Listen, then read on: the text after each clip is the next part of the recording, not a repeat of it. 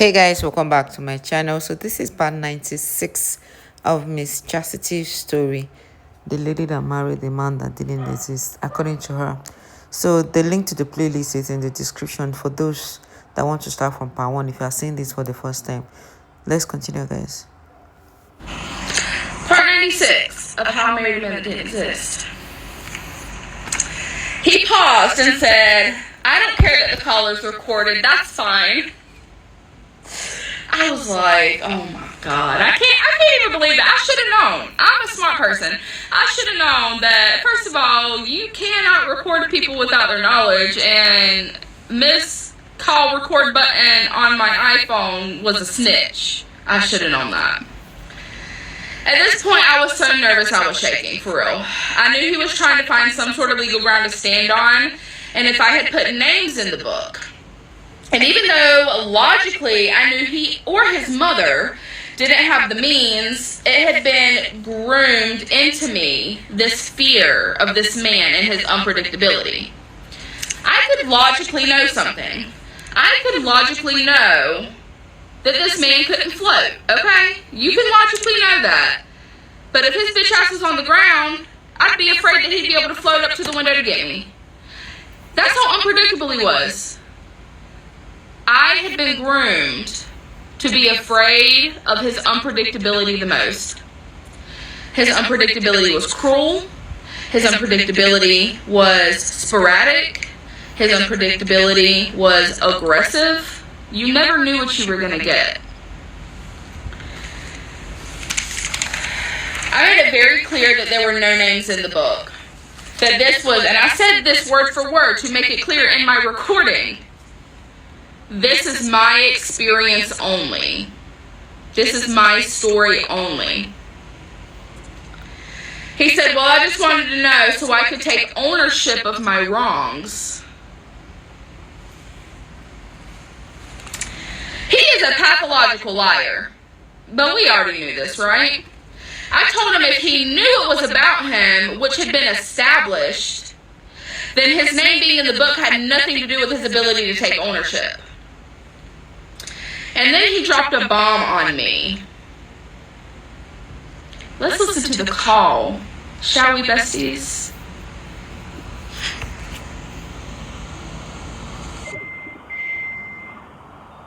Oof. Yeah, I kind of, like, towards the wedding, it got bad, you know, more alcohol. You don't want to hear it, but I already told Mom. I was doing ice on our wedding day and stuff.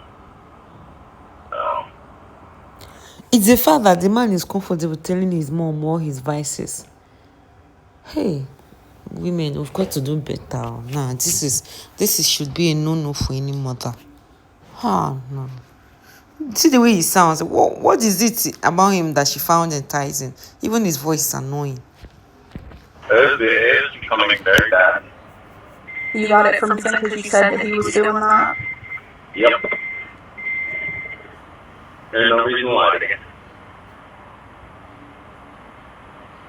Why did you do that? Honestly, never mind. Disregard that question. It doesn't matter. No, It doesn't matter now. No, I don't want to hear anything about that. Why I did the drug? Yeah. Because I'm an addict and I was currently in addiction. When we said our vows, were you high? When we said our vows? Mm-hmm. Yes. Yes, I was. I was nervous as fuck. And there's no excuse for it. But, you know. He wanted to personally hurt me one last time. He had to stick the knife in again, knowing this would probably be our last interaction. Up to this point, I had been able to compartmentalize this day. To take out of the pain and what came next, what came after, and to hold on in safety to the beautiful parts. I was able to cut and paste my memories. Even if it was all fake, all fabricated, just like every part of his life. I was real. My family was real. The girls were real. Even if he wasn't. He called to damage me, to wound me one more time, to make me question my voice and my story, to make me question my strength that I turned into pages for the world to see. Abuse that was no longer hidden. And he took revenge for that. In the only way he knew how. In this moment. I don't know if this shouldn't have affected me.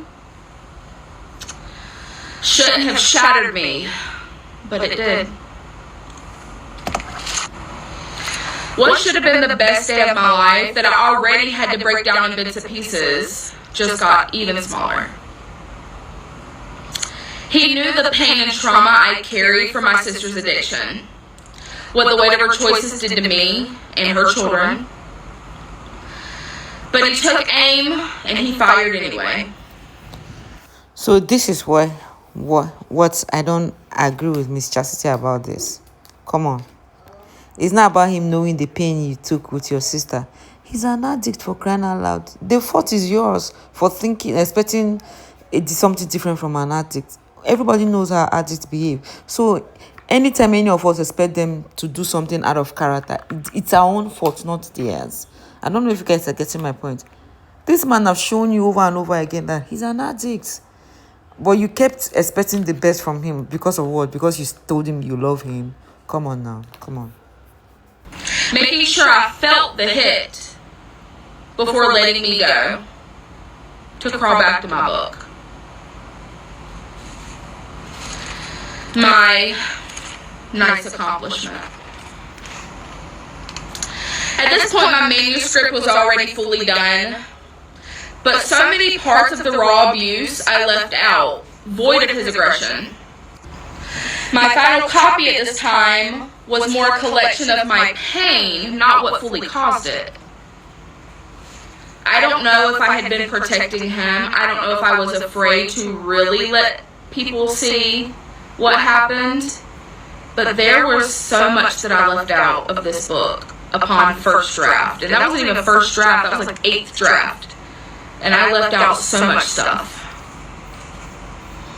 That night, I went home and I wrote. I gave the abuse a name, finally. I let the pages fill with his horrible stories. No more protecting the monster. I was going to expose it all now.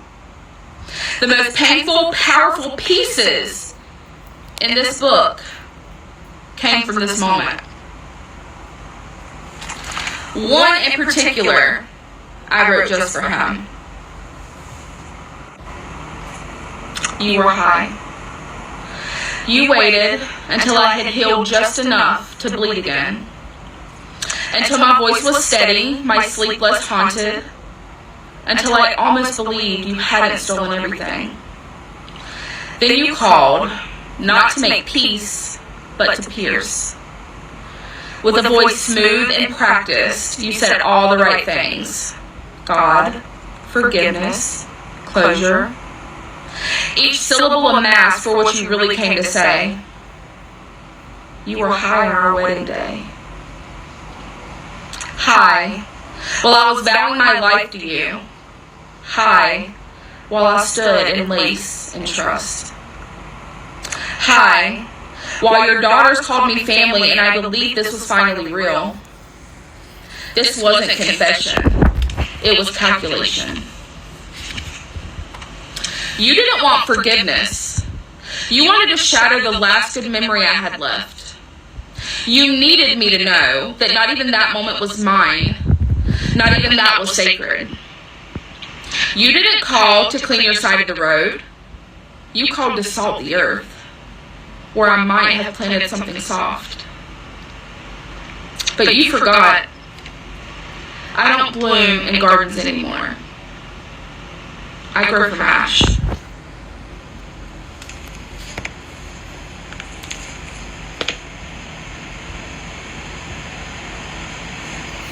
Okay, we'll have to give it to this woman. She's a good writer. She knows how to, put her words together. Oh, the book must be a nice one. Guys, let me know if any of you have read the book or do you intend to buy the book. But she said that the videos are even more explicit than the book. But from what the little she's given us, she knows how to write. I would love to read the book. But let me know your thoughts in the comment section, guys. But is it possible for somebody to sue you for defamation for writing a story that pertains to them that happened to you too? Especially when the story is true. Is it possible for Mr. Rob to come and claim defamation? Let me know in the comment section, guys. See you in the next part. Don't forget to like and subscribe. Bye.